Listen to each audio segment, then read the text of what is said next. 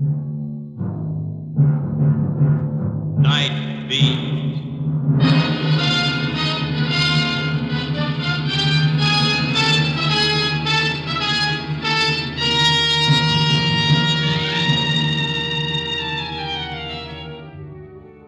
Hi, this is Randy Stone. I cover the Nightbeat for the Chicago Star.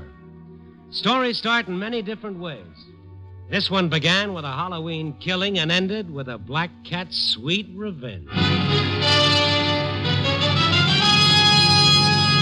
Nightbeat, starring Frank Lovejoy as Randy Stone.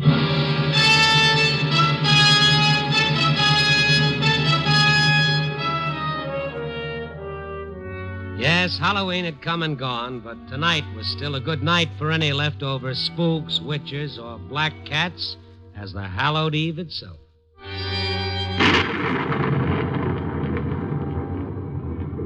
The rain came down like a million little hammers as I sloshed down the street. It was a tough night to be out, but I had to have a story for tomorrow morning's paper, and the public isn't interested if you get your feet wet doing it. Tonight I was digging in the garbage of Chicago for a yard. The Madison district. Wooden houses that leaned crazily to one side, apartment houses put together with spit and orange crates. Great spot for a cynic. It was on the corner of Martin Street. 2 or 3 shadowy figures stood staring at a big, ugly black cat on the street. He walked around in circles like some demented thing, its yellow eyes catching the light from the street lamp above. An old man was trying to coax it away. You got to come home with me. I got milk for you. Honest, I have. And a warm fire. You like to be warm, don't you? Well, that cat's gone crazy, old-timer. I wouldn't go near it if I were you. Yeah, she's been acting like that since they took Nick Corby's body away, almost an hour ago. Won't let anyone near her. Well, they shouldn't have done it. Nick won't like Tilly standing out here in the rain. I won't mind too much, Mike. Him being dead. Come on, Pop. I'll take you home. The cat'll come in after a while. They killed him, and Tilly knows who done it. Ain't you going to tell me who done it, Tilly? What's with that old guy? Yeah, it'll off. Harmless, though. What about this Corby? Went out for a walk with a cat. Somebody heisted him, took his dough, and left a bullet hole in his head. Good exchange, huh? Cops get anything at all? Nah, didn't bother much. Asked a few questions and shoveled him into the meat wagon. I call her and she won't come. Well. Well, I guess I'll be moving on. Yeah, me too. Hey, you want to know something? Yeah, always. This'll give you a laugh. You look just like him. Like who? You look just like Nick Corby. Before or after the bullet?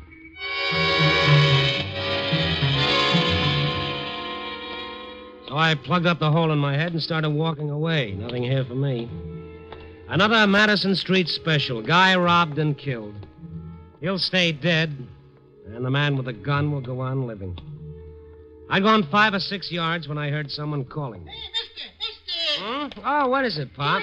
Tilly, she's following you. There she is. You see her? Well, yeah, so she is.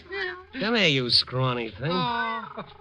Hey, this ugly old doll's going for me. Oh, she likes you. What's the matter, Tilly? Things getting tough? Hey, will you pick her up and take her to my place? All right, Pop. All right, where do you live? Right here, the Martin apartment. Okay.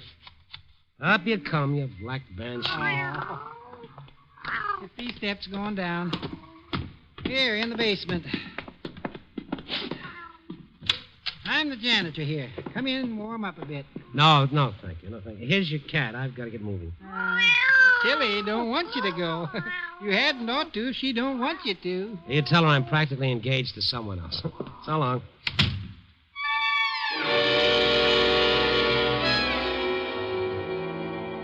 I'd like to have accepted the old man's invitation to stay in for a short talk with him and the cat, but there didn't seem to be any room for the 3 of us. So I walked back upstairs, flagged a cab, and sank down in the seat.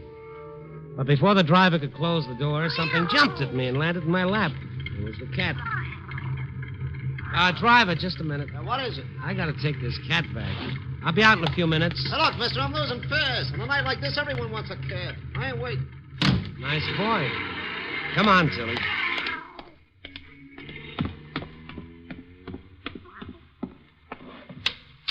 Mike, here, come take your cat.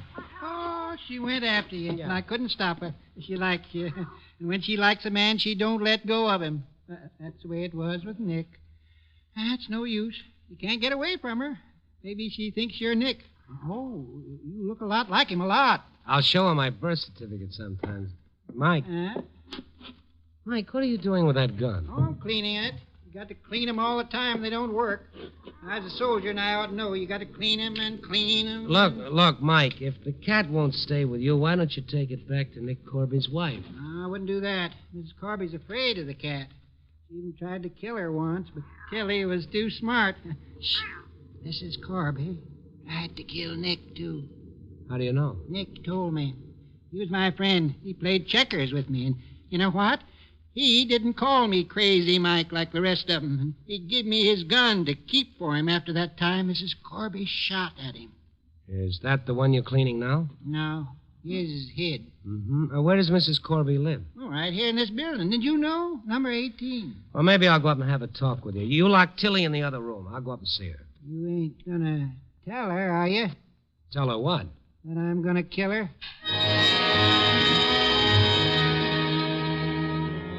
Old Mike wasn't going to do any killing with that gun. I hadn't liked the vacant look in his eyes and the tight lines around his mouth, so while we'd been talking, I'd slipped the magazine into my pocket. But it still left him pretty dangerous. So I thought I'd better go up and have a talk with Mrs. Corby. Who's there?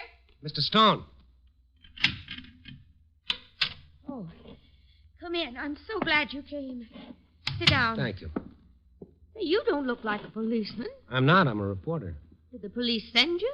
Oh, not exactly. Oh, I might have known. What's another killing to them when it happens on Madison? Who am I to ask for protection? Who am I to be worried about a crazy man saying he's going to kill me? Well, maybe I can help. Can you bring back my husband? Can you bring him back so that he'll pay the rent every month and see that I have something to eat and a dress to wear? Can you bring back the feeling I had of belonging to someone? That's the way it was till the cat came. That's who killed him. The cat? Yes. He said he was going out tonight. I told him, go, Nick. Now, don't you go Or what? Nothing. She couldn't stand seeing us happy. He put his arms around me. That cat would come whining and scratching at me, hating me with everything in her. Oh, look, Mrs. Corby, you're upset now. Always talking and whispering to each other till I go crazy mad. Nick stroking her and the cat purring and mocking me.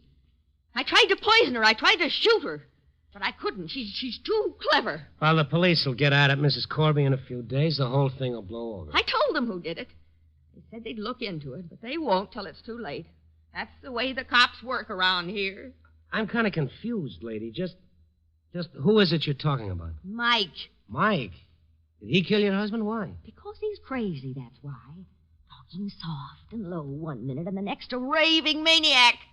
He'll kill me, too, if the police don't stop him. What's that? It's only the cat at the window. Get away from there! You sneaking, lying thing! I'll kill you. I will. You hear? Take hold of yourself, lady. Take hold of yourself. It's only a cat. A cat? It's a she-devil.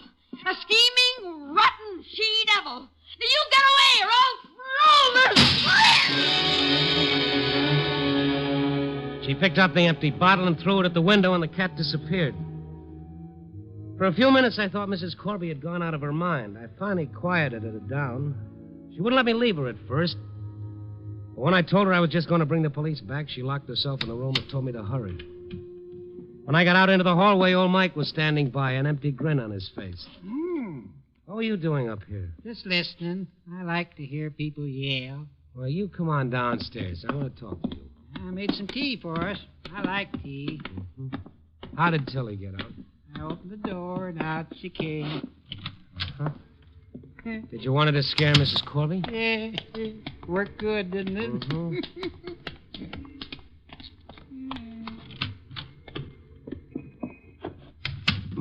Mike, tell me, did you like scaring people, or is it just Mrs. Corby? Here's your tea. I like tea. Thanks, Mike. Mrs. Corby don't like old Mike. She thinks I'm crazy. You? You think I'd be here talking about important things if I thought you were? Yeah, we got important things to talk about. Mike, why do you want to kill Mrs. Corby? She's a bad woman. Always running around with that Mr. Baydell. You know, the one that plays the music. And Nick didn't like that? No, Nick didn't like the music man. He hit him once, made him bleed all over. Oh, when was this? Day before yesterday. He was fighting about Nick's wife. And Mr. Baydale said, I'll kill you for this. Do you think he did? On a dark corner, in the rain, when nobody was watching, they'd done it to him. I got to kill her for that. And him, too. I'll tell you what, Mike. I'll go down and get the police here, and they'll look after it. You know what? I lost part of my gun, and I can't use it. Well, you won't need it. I'm going for the cops. Oh, it takes them too long. I'll do it with Nick's gun. I got it hid for him. Where is it? I hid it good. It's under my bed. It's in this box. Let me take a look at it. Oh, it ain't here. It's gone.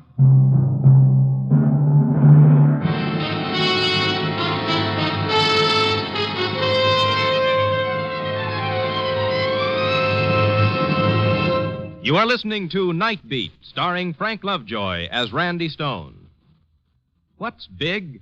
Well, the Grand Canyon is tremendous. Mount Everest is gigantic. And the Big Show is colossal. The Big Show, an hour and a half of the very best in comedy, music, and drama. Tallulah Bankhead is mistress of ceremonies, and your stars for this Sunday's premiere include Jimmy Durante, Fred Allen, Ethel Merman, Meredith Wilson, Frankie Lane, and many, many more. The Big Show will be heard for an hour and a half every Sunday on NBC, starting this Sunday. And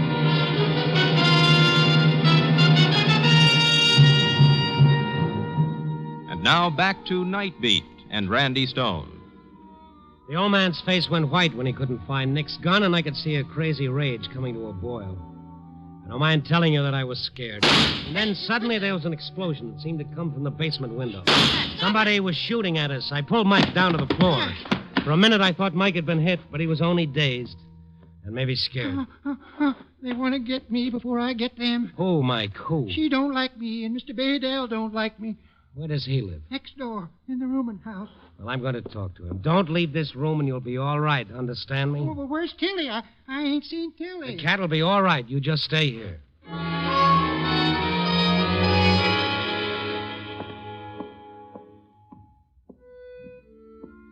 On the third floor of the rooming house, I heard accordion music coming from behind one of the closed doors. I knocked on it. Come in. I pushed the door open. I stood looking at a guy in his middle 40s wrestling with an old accordion. One look, and I was sure he wasn't the man of distinction. There was a cloudy glass of muscatel sitting on a dirty table at his side. His tongue was a little thick when he spoke. A music lover, no doubt. I see that your clothes are soaking wet. Just come in out of the rain, maybe, a few minutes ago. Do I detect a tone of authority in your voice? Let me guess. Policeman? No. Oh, I'm greatly relieved. They frown so on musicians who've slid from concert hall to bar room, from a Steinway to an accordion. Who are you? I'm Randy Stone, Chicago Star. Ah, yes, the Star. Your paper was kind to me in happier days. I dare say you want an interview, one of those what's become of stories. Oh, I'm sorry I can't oblige. I'm composing at the moment. Look, Mr. Baydale, I have a few questions I'd like answered. Ah, but haven't we all? Question number one. Have you, in the past 15 minutes, fired a revolver? That's simple. No. Mind if I look around? Not at all. Now, what's the use? You could have ditched the gun. Perhaps you would like to hear my newest work. I'm more interested in Nick Corby at the moment. Ah, lucky fellow. To be shot down, destroyed without a moment's warning. No remorse. A shot, and one less specimen of misery in the world. You rather think I did it, don't you, Mr. Stone? From what I'm given to understand, you're a likely candidate. Poor demented Mike has been talking to you. You believe him? I suppose you were composing when he was shot. I've been rehearsing the answer to that question all evening. I know it so well I could set it to music. Well, I'll take it straight. I was with Mrs. Corby when the news came in. In fact, I opened the door for the policeman. Mrs. Corby will swear to that, I suppose. Indeed she will. Fine person, Mrs. Corby. Now, Mr. Stone, before you go, perhaps you'd be interested in buying an etude I've recently finished. For $1... Sell it to the cops. You'll be seeing them pretty soon. Will you please send one that can play oboe? I've written a variation in A minor for accordion and oboe that goes like this.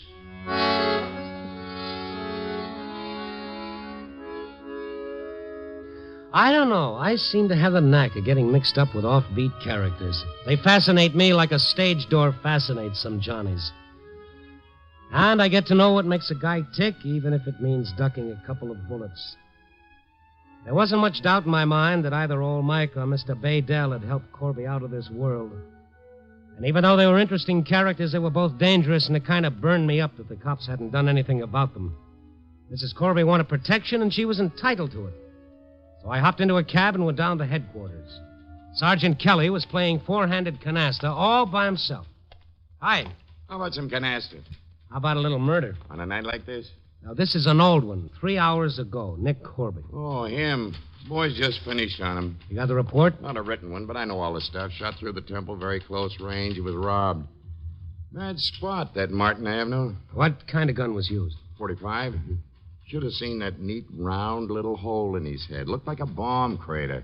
Mrs. Corby feels her life is in danger and asks for protection. How come she didn't get it?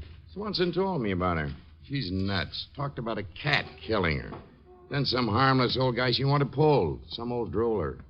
She's nuts. Well, she asked for something she's entitled to. And that harmless old man, somebody took a couple of shots at him. Why didn't somebody tell us? Well, I'm telling you now. You're going to send some boys down right away?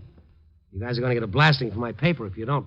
What are you all worked up about? A guy was killed, that's all, and a couple of nuts with guns are on the loose, that's all. Our boys questioned them and couldn't see no reason for doing more than they did. Now, be reasonable, Stone. You going to get someone down there, or do I start writing? I'll do what I can. Good.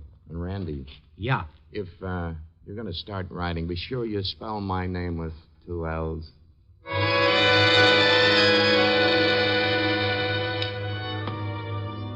When I got back to Mike's place in the basement, he was gone. While waiting for him, I rummaged around a bit just to keep busy and see what I could find. I didn't even hear the door open, but then... You won't find it. Oh, hello, Mike. What won't I find? What you looking for? Old Mike knows. What do you know? He knows who killed Nick. He knows for sure now. Who was it? Mr. Baydell. He done it. How do you know it was him? I found the gun in his room. Nick's gun with 3 bullets missing. 1 for Nick and 2 for me. That's how I know. Let me see it, Mike. I got it hid good this time. That's fine. That's fine. We'll give it to the police when they come, won't we? No. Nick wants me to do it myself.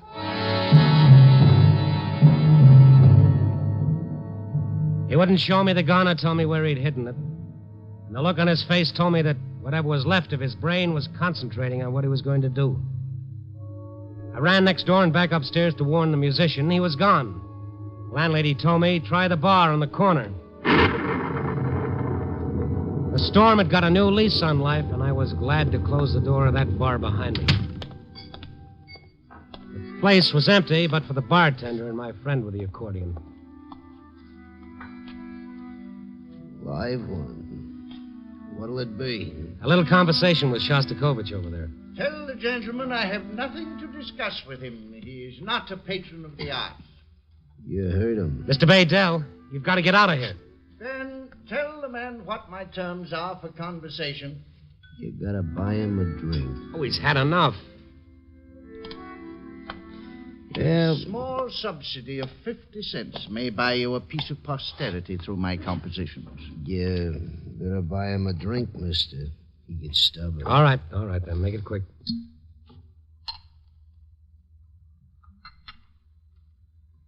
Thank you. I will now dedicate to you... Look, Mr. Baydell, any minute now that door may open and you... How dare you interrupt me in the middle of a presentation? Well... Humor him or you'll get no place. I'm very sorry. Go ahead. Bartender, keep your eye on that door. The piece I have selected for you is a bit of American minstrelsy. 2 lovers stood on the corner. Above them, the street lamp shone. A shot rang out through the dismal night, and the dead man lay alone. Oh, that's just great. Now listen to me. Mike found the gun in your room, the one that was used to kill Corby with.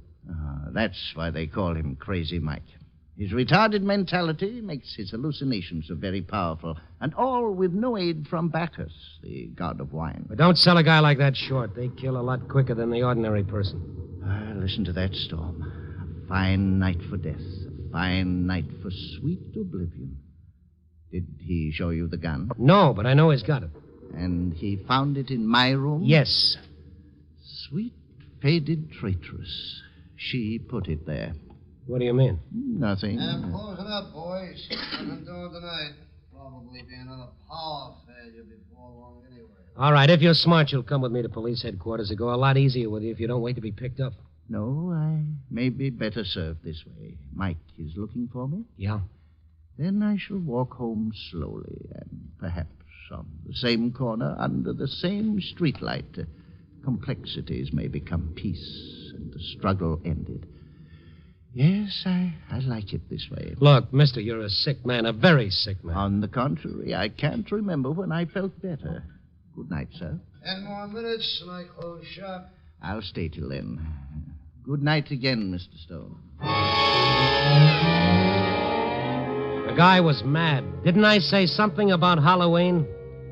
Well, I had the two spooks, Crazy Mike and Mr. Baydell. I had the black cat, too. All I needed for the repeat performance was a witch and a broomstick. I got back to Mike's basement rooms, thinking I'd stay with him till the boys from headquarters got there. Mike! Mike ain't here. Who are you? Randy Stone, Chicago Star. Oh, Kelly told me he'd be around. Well, I'm glad you got here. Did you take Mike in? I couldn't find him. I'm waiting here. Figure he'll show up. He's got a gun. He's planning to use it. Kelly's upstairs talking to Mrs. Corby now. Well, one of you guys better get down to the corner bar and keep your eye on the accordion player named Baydell. Yeah? Who's he? That's the guy Mike is going to kill. I can't leave here. Maybe you better tell Kelly to go after Baydell and you stay with Miss Corby. He'll be plenty happy to get out of there. She's driving him nuts about that black cat. Have you seen the cat? No. I heard her meowing outside and went out and looked around, but she was gone.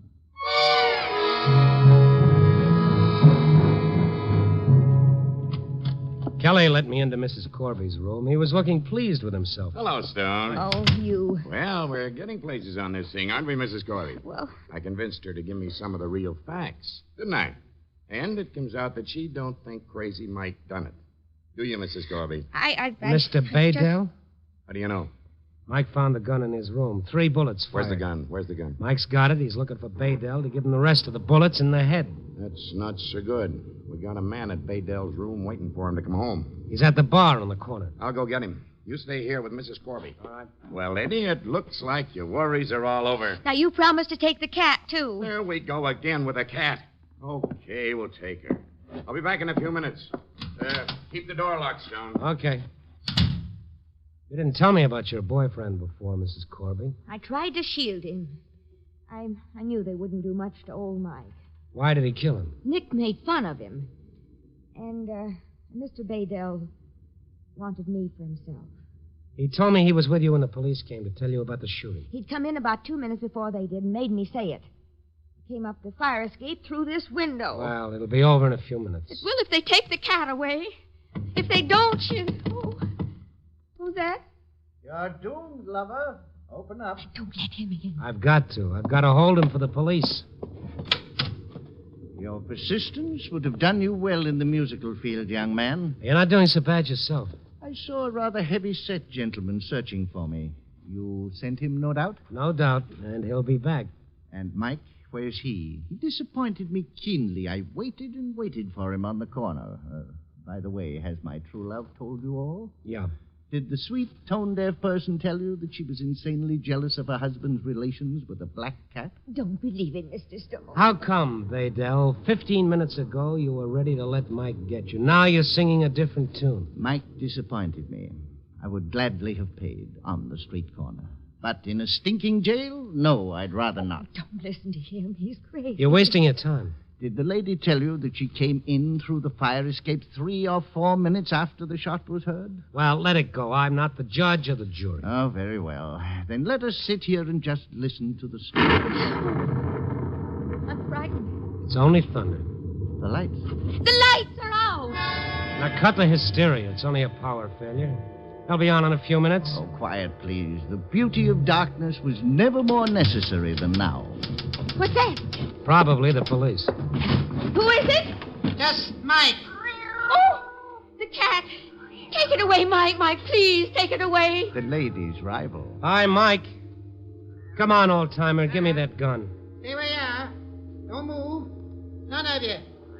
The can't see in the dark, but I'll shoot at the first thing that moves. The cat! She's looking at me. Oh, Mike, take her away. Mike, the police are downstairs. They've come to straighten everything out. Nick didn't call me crazy. Poor old Mike, he can't see in the dark room, but Tilly can. Can't you, Tilly? Tilly will show me where he is so I can shoot him. Mike, I'm afraid of her. If she touches me... Don't bother you, Mrs. Corby. Mike, I'm coming to that window, and you'll give me that gun. I got a bullet for you, too, if I have to. Stay where you are. Tilly.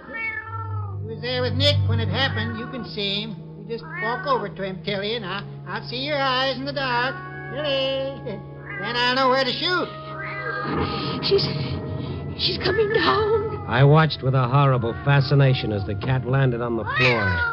She looked around the room carefully, her yellow eyes flashing with hate. Don't let her touch me. Don't. I can't stand it. Easy, Mrs. Corby. You'll excite Mike. No. She's going to spring at me. I can't stand it. Mike, take her away. I did it.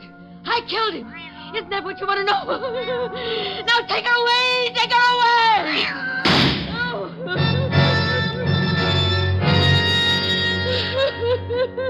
Mike fired straight at Mrs. Corby, but somehow his shot went wild. And then it was all over. Kelly'd been working his way up the fire escape, and he got Mike from behind. Okay, old-timer. Let me have the gun.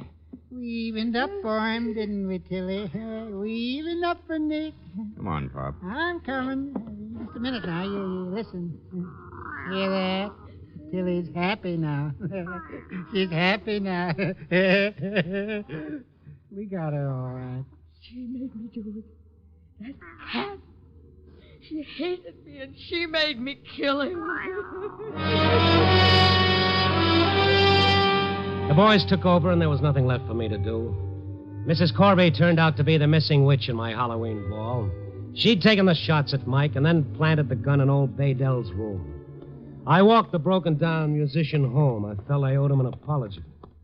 I'm sorry about tonight. Everybody makes mistakes, and I picked tonight to make the one of mine. I made a bigger mistake than you did, Mr. Stone. What was that? When Mike was at the window, I should have shouted, "Here I am." But he would have killed you. Yes. Good night, Mr. Stone. Good night, sir.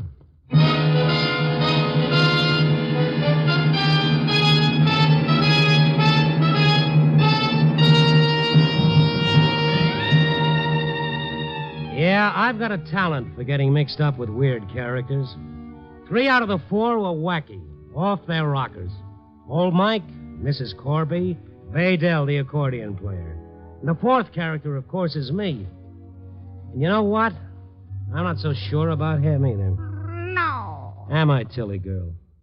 I would have sworn that cat said something. Copy, boy.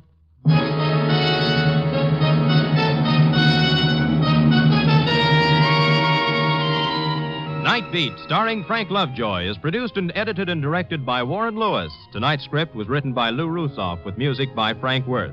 The part of Mrs. Corby was played by Lorene Tuttle. Mike was Will Gear. Others in tonight's cast were June Foray, Tudor Owen, Ken Christie, Lamont Johnson, and Lou Krugman. Frank Lovejoy will soon be seen in the Warner Brothers adventure drama Breakthrough.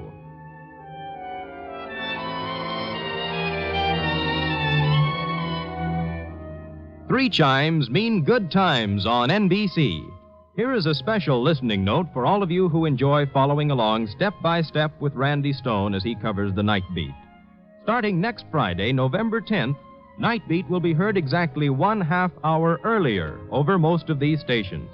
Next week, in this time period, you'll hear the premiere of a new series starring Monty Woolley as the Magnificent Montague. Remember, next Friday, Nightbeat will be heard 1/2 hour earlier. Consult your local papers for the exact time. Now, stay tuned for Brian Donlevy as a soldier of fortune on Dangerous Assignment on NBC.